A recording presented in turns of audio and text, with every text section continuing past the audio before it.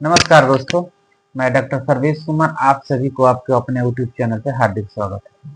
दोस्तों, आज हम चर्चा करेंगे ऑटिज्म के बारे में। ऑटिज्म एक ऐसी बीमारी है जो रेशियो जो देखा जाए दिनों दिन बढ़ते जा रहा है। अब अक्सर इसका जो डायग्नोसिस होता है, अगर अर्ली एज में यानी 2 साल के पहले 2 से 3 के बीच में अगर हो जा रहा है तो इसका ट्रीटमेंट इजी है। लेकिन अगर डिले हो जा रहा है इसके डायग्नोसिस में या ट्रीटमेंट में तो थोड़ा सा डिफिकल्ट हो जाता है ट्रीट करना। तो दोस्तों, इसमें हम जानेंगे ऑटिज्म क्या है और इसका क्या सिम्टम्स हो सकता है और इसका क्या कारण हो सकता है और इसको होम्योपैथिक के द्वारा आप कैसे खत्म कर सकते हैं। तो दोस्तों, ऑटिज्म को शॉर्ट में हम ASD भी बोलते हैं। इसमें क्या होता है कि कुछ सिम्टम आता है कि जो बच्चा होता है, बच्चे को देखा जाता है कि अक्सर पहचान में कब आता है, गार्जियन को लगता है जब स्पीच उसका डिले हो जाता है, यानी 15 महीने या 2 साल के बाद से बच्चा को लग रहा है बोल नहीं पा रहा या नहीं बोल पा रहा है या बोल भी रहा तो उस तरह का नहीं। तो अक्सर घर के लोग जो बड़े ग्रैंड फादर या ग्रैंड मदर हैं उनको रहता है कि इसके चाचा या मामा जो भी हैं वो भी बहुत लेट से बोले, तो ऐसा कंफ्यूजन में होता है तो डिले हो जाता है। लेकिन इसके साथ साथ डिले इस चीज के साथ साथ कुछ और भी सिम्टम अगर उसको क्लियर फुली हम देखें तो उससे भी पता चल जाएगा। उसी पे हम चर्चा करेंगे कि इसका क्या क्या सिम्टम्स आ सकता है।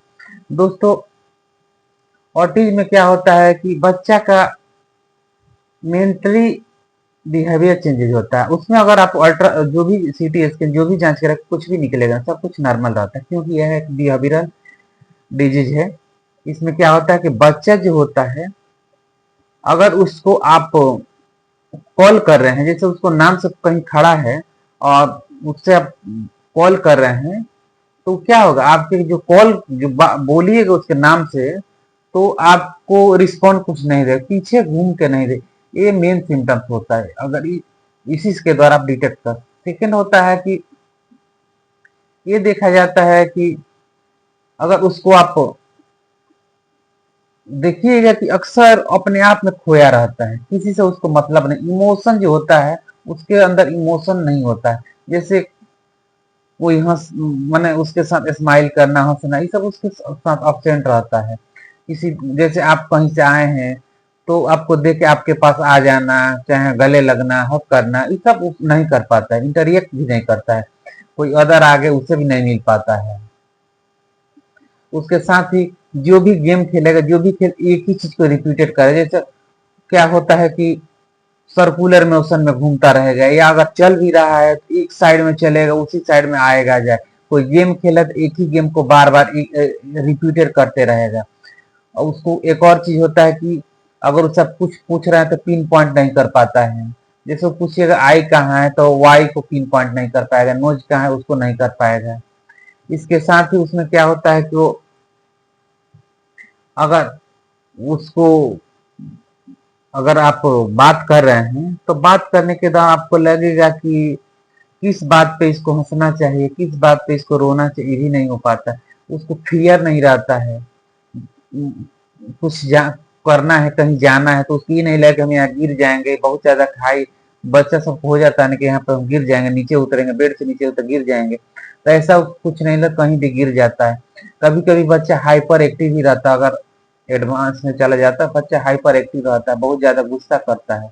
अगर वो चलता है तो दीवार में लड़ते हुए चलेगा, रगड़ते हुए चलेगा, ये सब सिम्टम्स आता है। लेकिन मेन उसका सिम्टम्स आता है, देखिएगा कि अगर बच्चा को आप कॉल कर रहे हैं, बुला रहे हैं उसके नाम से, तो आपको नाम सुन के रिस्पॉन्स नहीं करेगा। लेकिन बहुत लोग को लगता है कि उसके कान में दिक्कत हो रहा है, तो अक्सर देखते हैं कि जो गार्जियन है ENT के पास जाते हैं कि इसके कान में कोई दिक्कत है। लेकिन इसके साथ साथ तो आपको ये भी देखना होगा कि वो प्रॉपर तो सुन ले रहा है, लेकिन उसको क्या होता है, उसके पास रिस्पॉन्ड करने के लिए जो माइंड है सेटअप नहीं कर पाता है, वो जवाब नहीं दे पाता है।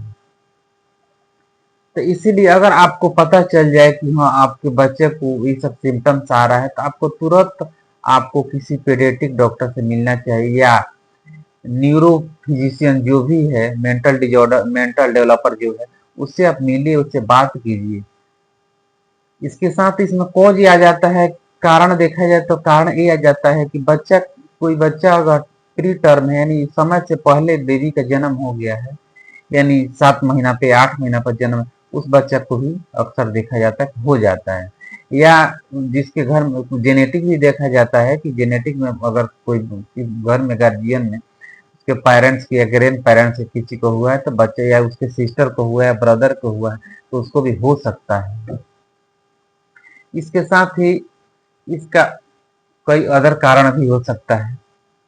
लेकिन दोस्तों, अगर आपको बच्चा को लगे कि 2 ढाई 3 के पहले ही पता चल जाए कि हाँ, इससे ऑटिज्म की शिकायत लग रहा है या कंप्लेन आपको लग रहा है, तो आपको तुरंत इसके लिए ट्रीटमेंट के लिए सोचना चाहिए। और इस पे होम्योपैथिक बहुत अच्छी अच्छी मेडिसिन आती है। लेकिन दोस्तों, ऑटिज्म के लिए आप सोचिएगा कि हम मेडिसिन बता दें, लेकिन वो मेडिसिन आपको लेने से कोई फायदा नहीं, क्योंकि इसके लिए आपको कॉन्स्टिट्यूशनल क्लासिकल मेडिसिन ही लेना होगा। ये आपके डॉक्टर ही डिसाइड करेंगे कि आप, ये जो बच्चा है उसके लिए कौन सी मेडिसिन सेलेक्ट होगी, क्योंकि ऑटिज्म के लिए बहुत सारी मेडिसिन है।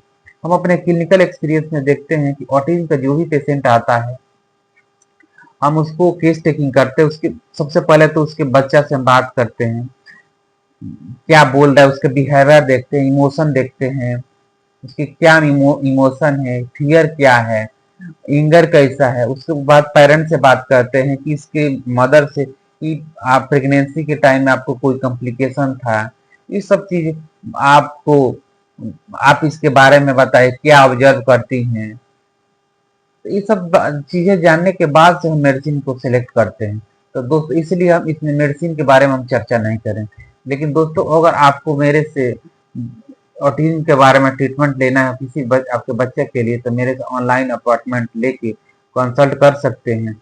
आप प्रॉपर टाइम पे आपको बच्चा को अगर ट्रीटमेंट होगा तो धीरे धीरे करके ऑटिज्म का जो शिकायत है खत्म हो जाए। लेकिन दोस्तों, इसके लिए आपको पेशेंस रखना पड़ेगा, थोड़ा समय देना, क्योंकि हम लोग ट्रीट करते हैं तो हम 1 महीना के मेडिसिन देते हैं।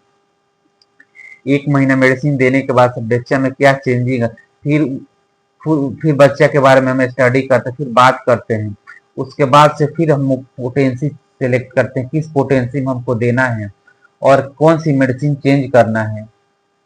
उसके बाद से धीरे धीरे करके देखिएगा तो कुछ ना कुछ सुधार होते जाए, और सुधार होते होते बच्चा पूरी तरह से सही हो जाएगा। इसके साथ ही आपको स्पीच थेरेपी पे भी केयर करना होगा, आपको उसका माहौल चेंज करना होगा, आपको उसके साथ बातें करना होगा। अगर आप उससे बात करें, अक्सर देखा जाता है कि बच्चा सब क्या होता है, अकेले रहता है घर में, क्योंकि आजकल का फैमिली देखा जाए तो बिजी है, पेरेंट्स दोनों पेरेंट्स बिजी है, ज्वाइंट फैमिली नहीं है। तो बच्चे को मेन कारण ही हो जाता है कि ज्वाइंट फैमिली नहीं है। तो ज्वाइंट फैमिली नहीं होने का बच्चा किसी से बात नहीं कर पाता, बात करने उससे कोई बात नहीं कर पाता है, अकेला हो जाता है।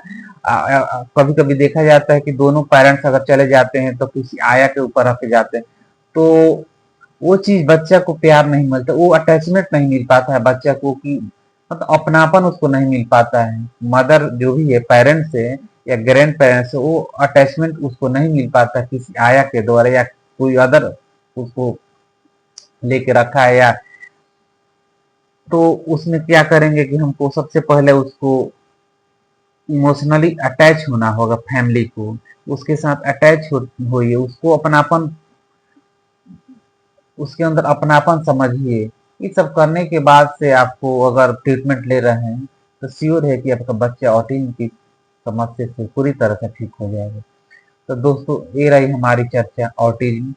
अगर आप इस चैनल पर नए हैं तो चैनल को सब्सक्राइब कर दीजिए, और मेरे बेल आइकन के बटन को दबाना ना भूलें, क्योंकि हम हर समय हेल्थ टिप्स और होम्योपैथिक आपको कैसे हेल्प कर सकते हैं इससे रिलेटेड वीडियो पब्लिश करते हैं।